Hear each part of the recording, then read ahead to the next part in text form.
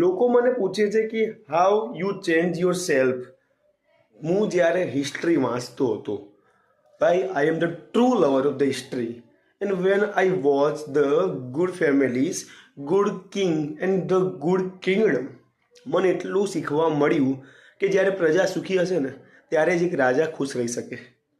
એવું નથી કે હું રાજા છું, હું પણ એક પ્રજાનો હિસ્સો છું.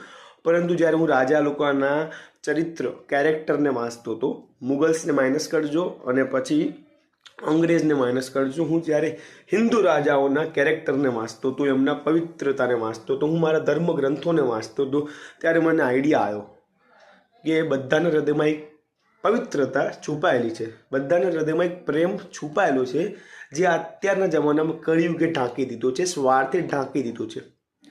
પરંતુ હું એક ખોદવાનું કામ કરું છું. એ ખોદીને હું શું કહેવાય એ પોઈન્ટ સુધી પહોંચું છું જ્યાં લોકોનો પ્રેમ છે, જ્યાં લોકોની અંદર સેવા ભરેલી છે, જ્યાં લોકોને બીજા પ્રત્યે લાગણી ઉત્પન્ન થાય છે. અને હું એ જ કરી રહ્યો છું. બાકી હું કંઈ અઘરું કામ નથી કરી રહ્યો. હું ઈશ્વરે જે મને કામ આપ્યું છે એને હું ભલી ભાંતિ સારી રીતે નિષ્ઠાપૂર્વક નિભાવી રહ્યો છું. બાકી મને મજા આવે છે, મને આનંદ આવે છે, અને એટલા માટે હું આ કામ કરું છું. એમ આઈ રાઈટ ઓર નોટ?